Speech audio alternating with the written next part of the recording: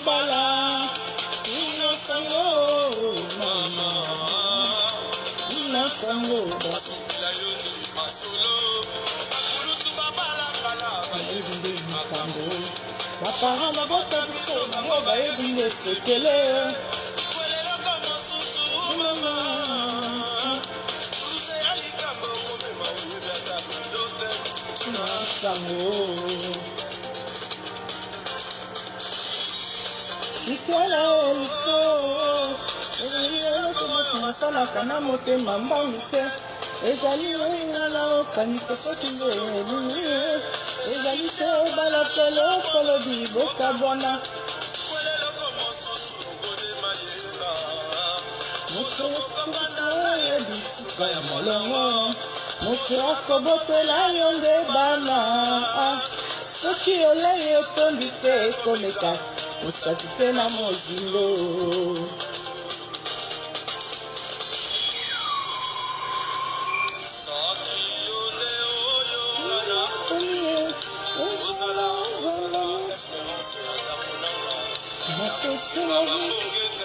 oh toumela soki yonde zonzamba timelinga ozala mopanzi na ngai nakosenga bamote okoumela mwasi yakondala batalaka na bizaleli ata kofuka lokola nzoto ata lokola mopepe mobali ya kopesa motema yeye basi mosusu bazali ya kobala te akolukela yo makambo mobaliye akolukela yo makambo epai ya baninga na lisanga. Bonjour bandeko na ngai lelo boyeki to changer moi rythme eza nango te ke banzembo ya nzambe oyo ya mokili kaka ndenge ezali banzembo mosusu oyo bandeko basalelaka biso vraiment edikaka ezalaka vraiment baconseil ezaka te mpo tosambelaka toyi koyoka banzembo oyo tobengi ya mokili te nous vivons aussi na kati ya mokili eya banzembo bachanson mosusu oyo ezalaka mpona kopesa biso kaka batoli ndeti nzembo oyo ya ndeko na biso frère redi na biso ayemba nzembo ya libala entuka ezalaka nzembo moko bandeko na nga il faut koyokaka yango mpona kopesaka biso kaka mwa baconseil. J'espère que bozokoyoka nga bien, j'espère que bozokomona nga bien et que baimage eza kitoko ezokolenga te soki ezali en tout cas bapousse comme ça ekosala nga vraiment bien. Bonjour bandeko na ngai nzambe apambola bino abatela bino place oyo message oyo ekokutana na bino en tout cas napesi bino bambote mingi ezali ya bino ndeko na bino ma Mirador lelo aye na pokwa lelo mpo tosola un petit peu likambo ya libala parce que tozali na témoignage moko ndeko na biso oyo abengaki biso apesi biso témoignage na ye azali na besoin to partager yango elongo ezali vraiment po epesa biso baconseil epesa biso mpenza elendisa biso surtout jeune fille na biso baleki na biso oyo jeune fille na biso baleki na biso oyo bazokoya na kati ya libala yango eza vraiment conseil vraiment lelo lisolo toza nango ya kopartage na bino bandeko na ngai yango bandeko lisolo na biso ezali nini lisolo na biso ezali jeune fille na biso notre sœur abengaki mpona kopesa témoignage na ye il y a de cela 15 mois bauti kobala na mobali na ye libala na bango en tout cas basalaki libala moko ya kitoko libala moko ya monene oyo ezalaki na plus de 600 personnes libala wana ntango basalaki bandeko ezalaki etumba makasi basorganizaki na mobali na ye mpo basala mariage na bango parce que bazwaki temps ya kosala mariage mais ekokaki te il a fallu koemprunter bambongo epai ya bato oyo badefisaka epai na banque epai oyo bamonaki bakoki kodefa mbongo badefaki de gauche à droite en tout cas badefaki bambongo na bango mpo esala bango bien na ndenge bajare ya bien na ndenge mariage na bango balingelelaki ezala basali mpe mariage na bango bandeko na ngai mariage elekaki bien ntango mariage esili bakontaki mpe kende tozosala mariage oyo na nsima mariage bakado kaka ndenge bainvite bayaka bakado bainvite bakosunga biso mwa moke tokosan sortir mwa moke tokose retrouver mwa moke mpona korembourse bacrédit oyo biso tozwaki. Bon malheureusement bango ndenge bakontaki ndenge basalaki baprogramme na bango bazwaki récolte oyo ndenge bango basalaki bacalcule na bango te na mariage ndenge ezalaka kaka ndenge bainvité baki kotala bango bazwaki batotalizaki à peu près ba 1500 euros ba 1800 euros à peu près bazalaki vraiment très déçu parce que mariage bango basalaki ezalaki mariage moko ya monene na ndenge ya moke te basalaki bato baliaki kitoko bato babinaki kitoko baluwaki balimousine basalaki oyo bango bamonaki ke mpo mariage na bango esila mwasi alakaki achangeaki soki plus de 2 robes soki 3 robes barobe oyo ezokute ba 3000 ba 5000 euros en tout cas bazalaki base retrouvaki na kati ya mariage na bango ndenge bango balingaki mariage na bango elekela mobali mpe achangeaki alataki bamarke na ndenge ya moke te en tout cas basepelisa journée na bango ndenge basouhaitaki ezala bandeko na ngai ese retrouve ke ntango libala na bango ekosila j'espère que bozokanga très bien l'image ezobouge te ezoleka vraiment très bien voilà ceux qui bozokanga bien un peu de pouce s'il vous plaît ekosala vraiment très bien parce que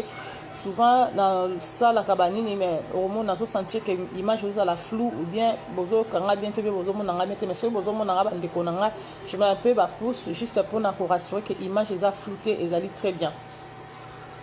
et bandeko nanga to comme siko na point que tango bango bazongi na ndako ndenge za la mariage esili bazongi na ndako basali ba compte na bango ba moni que ba se retrouver kaka na 1500 à 1800 euros bazaki vraiment très déçu. Bon, c'était pas grave. On va quand même maintenant rembourser. Bambongo oyo ndenge za mariage et s'il tozongi mais tout est comme tranquille non?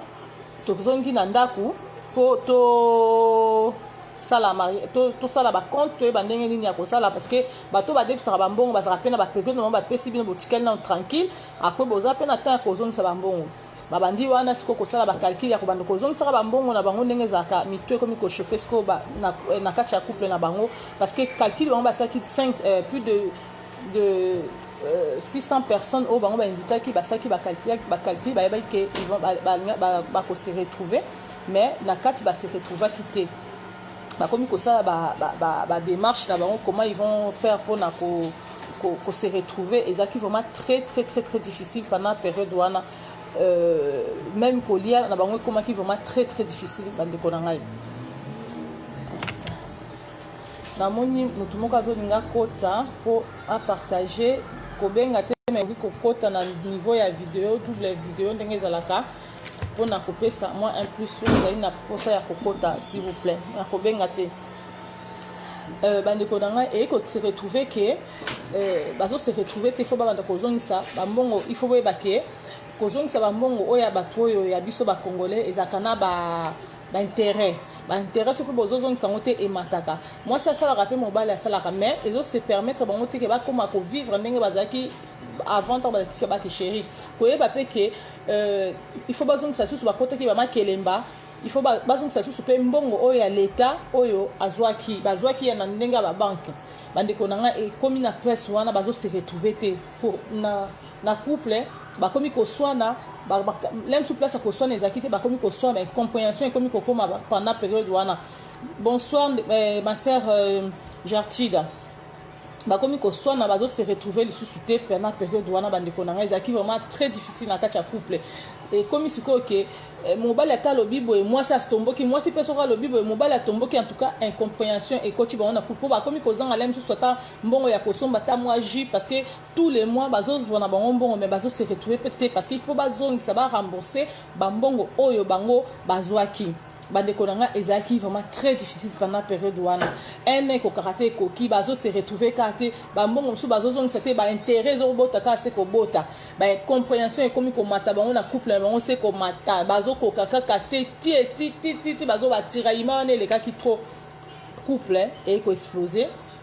ba ko kabwana na moment on a oso na bino bandeko ba ko kabwana tant ba kabwani ba nyongo ezali kaka mais il faut qu'on foute en haut. Qui va payer ça? Moi c'est ce que le col à Azalaki n'est tout terrain parce que place bandé ko kende rodé fa bambongo. Moi c'est m'tandé ko cha ko bima place wana moi c'est m'tandé ko bima kocha mutu na ba banque pe lokola moi c'est qui na salaire moins plus élevé il peut me tendre kocha mutu ba ça ça jamais likambo ba ombe pe qui na no marité c'est à dire moi si me tendre kocha c'est à dire makambo na so tikali neti na mutu ya moi si mobali asimbi nzela akei na ye libala eza sous te ba bengi ba parrain ba ya ko bongisa en tout cas tellement ba vivre qui peut-être moko très difficile ba on to ça la mariage na bango ya esengo ya ko sepelisa famille ya ko sepelisa baninga mariage se tenir après 1 an ya mariage to baka 15 mois ya mariage est séparé et kabwani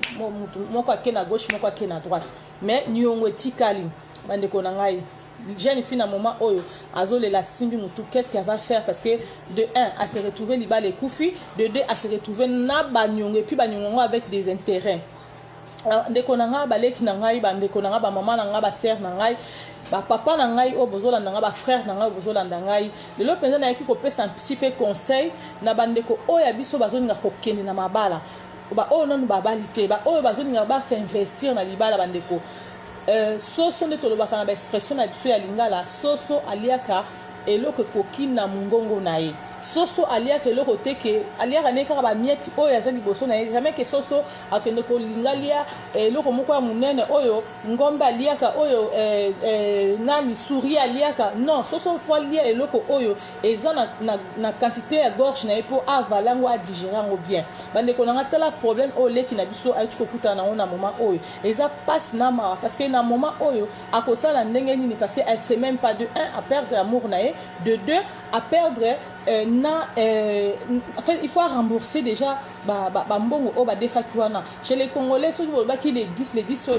au PCT to emati ce quoi se retrouve yemoko déjà na mobile ba koki ko futa ba nyongwa est-ce qu'on a yemoko ko sala ndeni bandeko tout ça comment na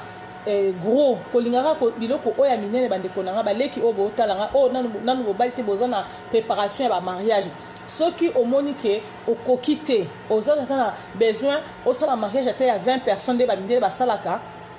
l'essentiel jour wana ok olati robe na yo ndenge olingaki omemi papa mama ba témoin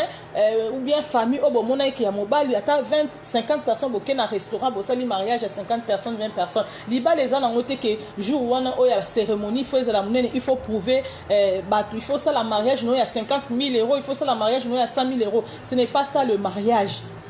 C'est pas ça le mariage. Le mariage c'est auto vivre kanakati ya ndaku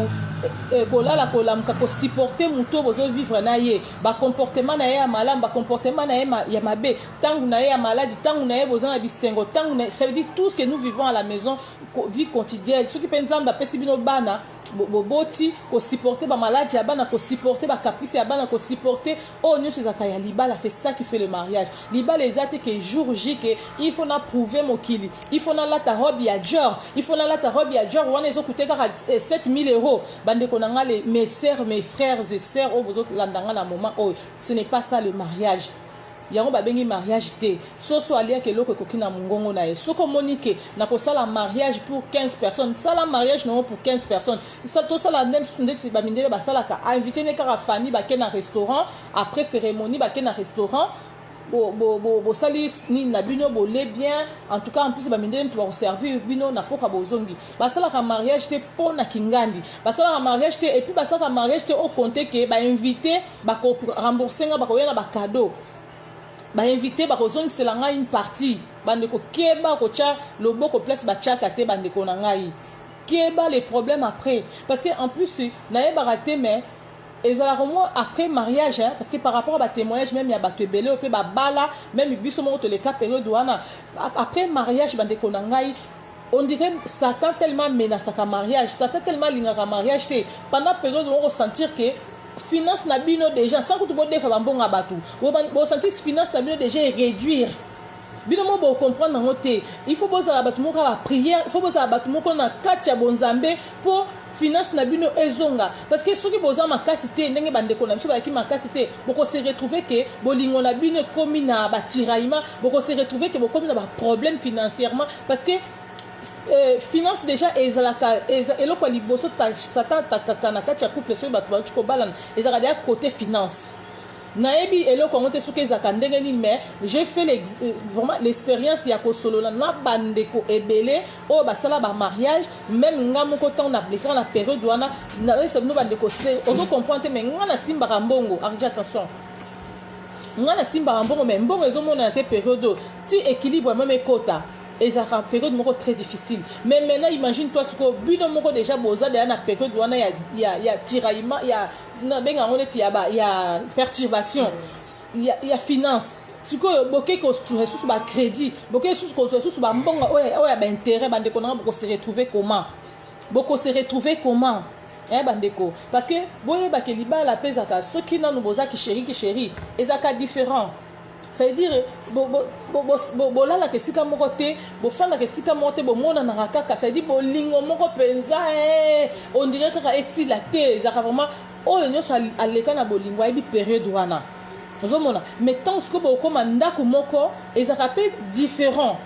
ozomona mobali lem susu bien mwasi ba caractère moko bande ko la kisaote okoyeba ba secret mobali nao nyonso mwasi pe mobali pa koyeba ba secret mwasi na ye nyonso na ba défaut na ba qualité et les période moko sko if bokoyeba ça dit soki mwasi bande ko bomba caractère na ye période na ko bomba soute akomi ko dévoiler sko nyonso mobali pe so bande ko bomba ba caractère na période na ko bomba soute ako dévoiler so po bokomi ndako moko soki pe mobali alala kalem susu misu polele za bato msuba la misu polele okoye bango ba période wana c'est-à-dire comme si ko période oyo boza sous na choité comme ko se supporter ce qui mobali a ronflaka le quoi c'est beaucoup leki na période na comme ko se supporter c'est-à-dire il y a des périodes c'est ça to benga mariage siko bino siko na banyongo o boko ya na mariage bande ko na ngai boko eza po bo se suicider ou bien ndengeni tala bande ko na nga oyo lelo oyo ser na biso na témoignage na akomi na suka ayebi susu eloko akosala te asimbi mutu bandeko na ngai asimbi mutu aleli azoyeba susu ndenga kosala te po mobali akimi na ye abengaka mobali téléphone esonaka lisusu te azoyeba te akei na famille parce que eza libala babala na famille ebi bayebi makambo wana te barange yango bango mibale parce que makambo ya mbongo est ce que ntango bino bokende kozwa bacrédit na bino boyaki vers famille boyebisaki famille ke non biso tozosala mariage na biso tozwaki crédit bozwaki yango te bozomona bozwaki boyebisaki bafamille te comment lelo famille boya koposer bango ke tozwaki bacrédit bakosoutenir bino na ndenge nini impossible bozomona ezaka likambo ya deux personnes sikoyo mobali mpe alingi na ye lisusu te koyamba lisusu te amoni ke libala yango deja ebandaki mabe ya kokenda kozwa bacrédit ekomi lourd mpo na ye bandeko na ngai tochange baleki oyo ya biso oyo nano bobali te meme bayaya oyo nano bobali te oyo baleki nano bobali te bandeko oyo na ngai nano bobali te avant kobala faut tala nanu nakoki bien nakoki te na libala kutoloba na soki nakoki te ezaka ke kolinga nde kosala biloko oyo teke po osepelisa misu ya bato sala eloko par rapport ya ba moyen na yo soki omoni ke nakobala na 1000 euros bala na 1000 euros soki omoni ke nakobala na 5000 euros bala na 5000 euros soki omoni ke nakobala na 10000 euros bala na 10000 euros mais babalaka te avec bacrédit ya bato bandeko nayebi te soki eloko moko boyo soki nobala bacrédit oyo bosali mariage na bino palasi soki oyo ndenge bino bolingi c'est bien bon mais na bambongo oyo euti na bapoche ya bato bandeko est-ce que mbongo wana ekoportele bino kaka na mwana oyo ayebi moto ayebi parole de Dieu est-ce que ekoportele bino kaka babonheur oyebi te moto azopesa mbongo wana eloko nini aza nango na kati ya motema oyebi te business nini yasalaka mpo yozwa mbongo wana oyebi te bandeko encore je peux comprendre likelemba ça arrive que osali likelemba na yo osimbi nanu mbongo wana maboko après osilisi mpe banyonga bato après oyebi ke ande nazwi likelemba oyo je peux maintenant m'engager ya kobala parce que tosalaki programme na biso boyeboye mais non okomi kokezwa bambongo ya baintérêt et puis après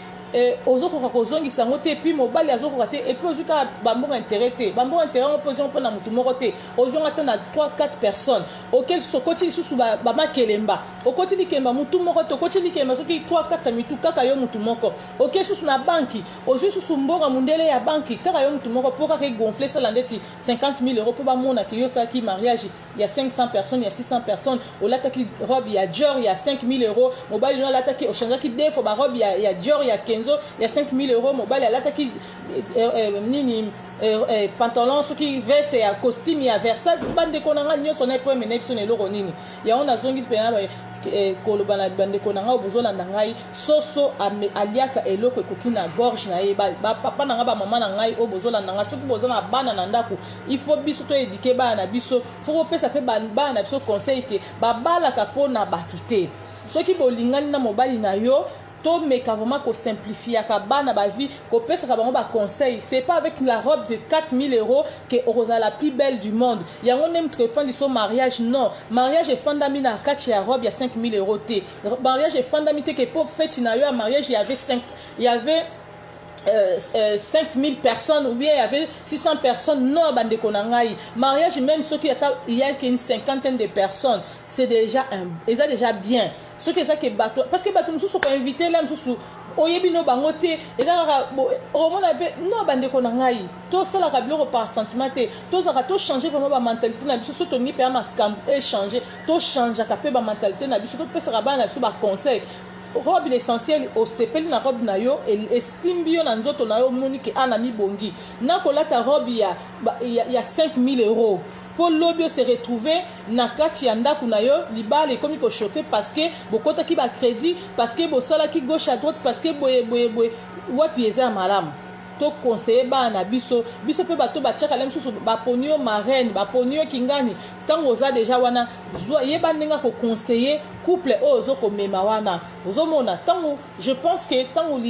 ba couple ma bazaki pe na ba marin na parrain na bango tango bazo kendo somba ba robe je pense que ba consultera pe marraine marraine tala to mona kiboe tala to sala kiboe tala to nito sala marraine a bien parce que marraine za muto a remplacer ka maman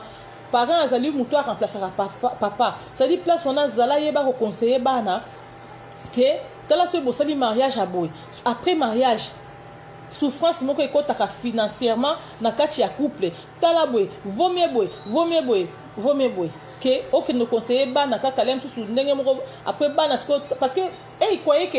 le quoi parce que le mariage il y a 600 personnes mbongo kozonga parce que 600 personnes quand même c'est beaucoup mbongo kozonga na été na mituna bango so ba bande ko lo kansake ndenge to ça mariage boye ba kozonga c'est la biso ta mutu mo to ko se retrouver ta ba 10 000 € peut-être bande ko se kanisa ndenge wana mais bazaki dessus avec 1500 € ce qui 1800 € ndenge la jeune fille alo ebisanga bazaki vraiment très déçu bandeko ba congolais ba yela na bango bato mona yelo enveloppe porter le 10 € na 4 mais yewa no zo mona zo ya ko embrasser au kanisa penza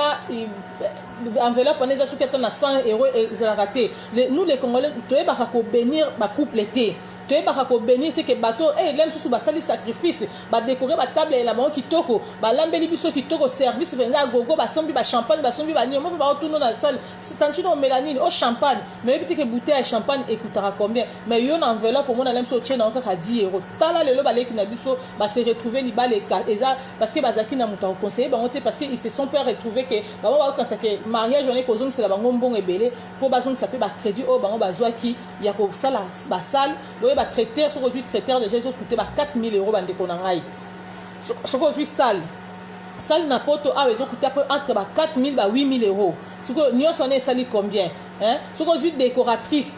pas on a prix oyaye ozomona tant yo yo sur robe na oyayo il y a 5000 €. Là nous changer qui deux robes c'est quoi ça sur 10 000 €. Tant ça veut dire ezokomata maquillage pelobi comment on va maquiller comme 250 €. Coiffeuse pas lobby 250 €. Ça veut dire yo kaka moi si au comité on a plus de 15 000 € kaka ya pamba bande konangai baleki na ngai ozomona. OK mariage tu peux faire un bon mariage na ba conseil ya malamu et puis aussi mariage on a pris moko ya muke tozo la biso ba mariage les kana na la ligne ya biso soki 4 mariage soki na ligne de miel soki zarani na bosse na ba kombo ngo ba ndeko na ngai tozomona ngomona mutu mususu abia saki mariage ni ya 7000 mutu mususu abia saki mariage na ngai ya 5000 mutu mususu abia saki ya 20000 o mona lem supo talina o saki ni ya 6000 ya 6000 a réduire kaka ba invité o mona kutu a décorer salle na ye kitoko a sali makambu na ye kitoko kena mutu a sala ki lem susu il y a plus de soki 600 personnes soki 300 personnes au mona désordre na kati azo maîtriser fetité. Et ça vraiment ba conseil bande konanga to conseil ka bande kona biso conseiller ba leki na biso ba se retrouver sous na ndenge couple o biso to utai ko mona te o couple ba pesi biso ba témoignage na bango te to conseiller ka bango bien biso ba to so ko entourer ba jeune marié to conseiller ka bango bien tala ba jeune marié après 1 an na ngo linga sala mariage il y a 600 personnes après 1 an et demi après 15 mois ba divorcer parce que bah se retrouver parce que couple et autres se retrouver par rapport il y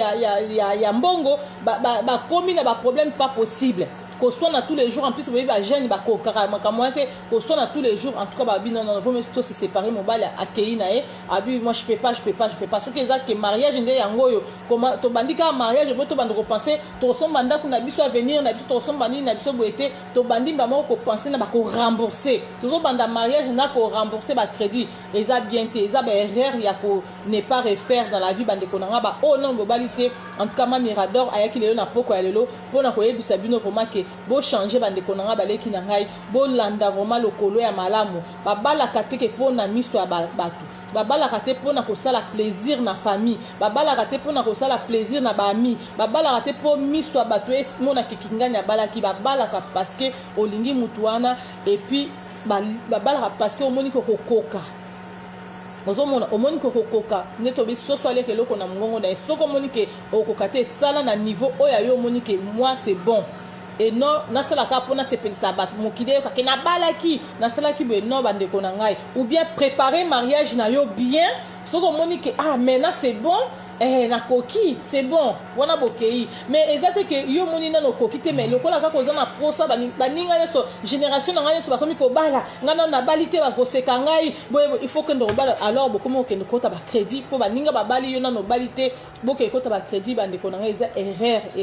erreur ya kosala kate na vie bandeko na ngai likambu oyo ezokwelela kaka ba jeune fille na biso ezokwela pe bato ebele na kati ya milene na biso soko moni na ye vraiment boye parce que na yokaki na sixième mususu mais oyo vraiment na bi téléphone ya ko betela ngo parce que leki azoko lela parce que ayebi te ndenga ko sala simbi muto ayebi te comment va faire et ça ce sont des choses qui se reproduisent bande ko na biso ebele ba sala kango ozokende kota ba crédit et puis lobby okomi ko simba mutu o boye non bande ko na ngai to changer vraiment mentalité to changer oza na posa o sali bala bande ko na ngai c'est bien bon mais banda na ko bomba même soki boza déjà marié bo fondaka déjà ndako moko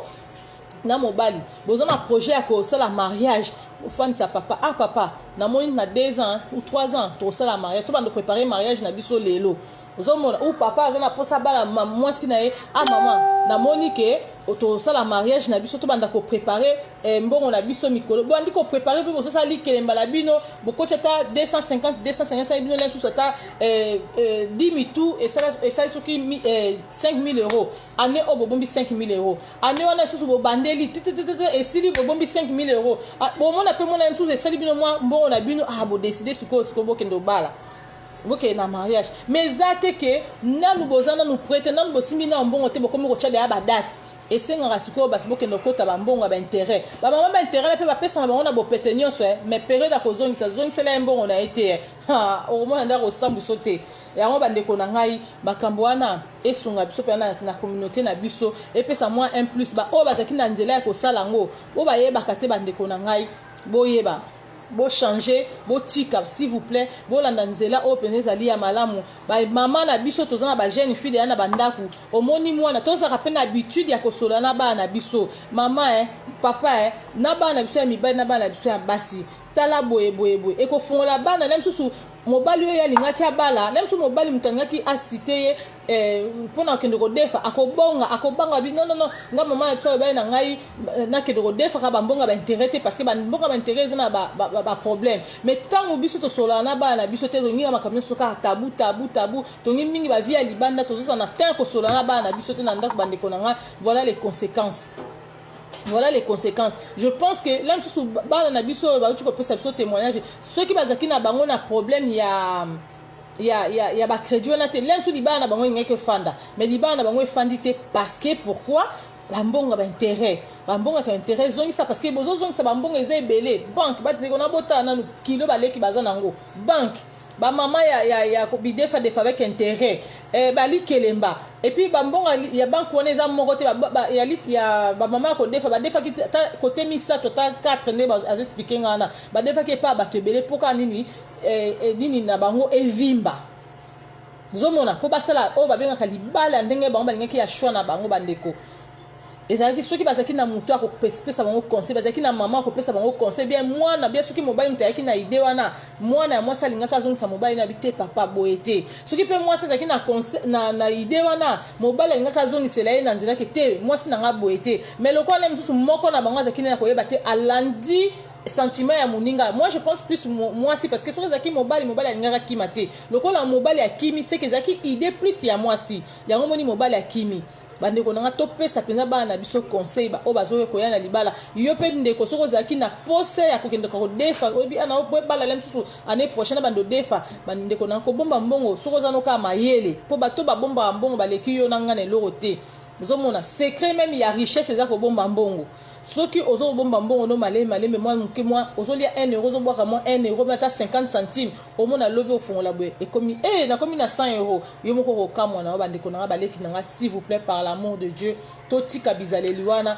ya kona kodefa bambongo avec intérêt po lobi ekoma ke obali libala ekomi ngai mobali akende kokima pona makamsu te pona comportement te mais kaka po azokoka isu kosimete ke mbongo azomona ke mbongo nyonso ozosala azo se retrouver na eloko te azalaki ne kutu bien célibataire kende na tineke kende kobala ozomona bandeko nanga baleki na ngai bandeko nanga bayaya bapapa sengi bino mpenza na bolingo ya nzambe to changer comportement na biso ekoyede bandeko na biso oyo bazolinga kokende libala na ndenge ya malamu bandeko nanga na komi nanga na suka na pesi mbote na ngai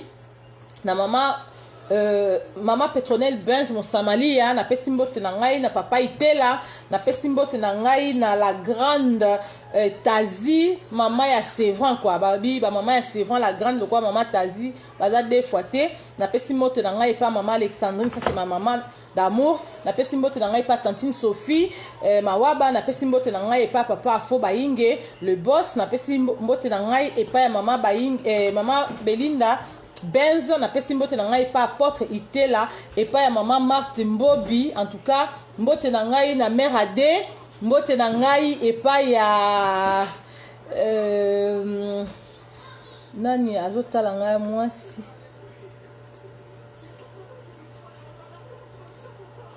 na pesi mbote na ngai et pa ya comment na ena na moni awa namoni elongwe bon mbote na ngai na o nyoso batali ngai na pesi mbote na ngai epa ya na yebiti soki eza mwasi bya mobali ndeko na ngai Taina en tout cas nzambe abatela bino nzambe na ngai makila na Yesu Kristu eleka na nzela na bino ba bon weekend na bino tokutana na bino na mbala ya sima sujet kaka ya couple on a ngana beta lelo malheureusement na prolongeant pour la semaine prochaine en tout cas nzambe abatela la bino ndeko na biso lobi mwasi bongaki na ndako ya abonganda kama sia c'est vrai kozala pena nzambe za malamu ndeko na ngai ezali le msusu soki akendaki pe kopesa epai ya pasteur balingaki basunga ye mais ezalaki kozanga koyeba na famille kozanga koyeba na bandeko oyo esimbaki ke ndeko na biso asimbamaki na Yesu te ndeko na biso azangaki conseil oyo ya malonga ko kofandisa libala na ye yango omoni ndeko na biso libala esiko kufa bandeko nanga tomonani na mbala ya sima na sujet ya malonga na sujet ya malamu oyo peka ke kosunga bandeko na biso vraiment eza pona changement to pesa na ba un de plus pour que makambo ya mabe ezoko yela biso na communauté na biso ezalaka te esilaka vraiment but na biso ezali ya ndenge wana bandeko na ngai ezaka pona kosungana ngai na yebi plus te le msusu na kati ya masolo pe nazokozwa makambo pona pe na bana ezokosunga ngai le msusu mwana ngai pe kolinga sala eloko moko mabe na kokalme mama pina koso ezotinda pe kosola mingi na kati ya bana po tosunganaka kaka bandeko na nga parce que esali passe na répète la minute sujet oh mais au fond de moi esali passe esali ata plaisir ata mukete parce que lelo notre jeune fille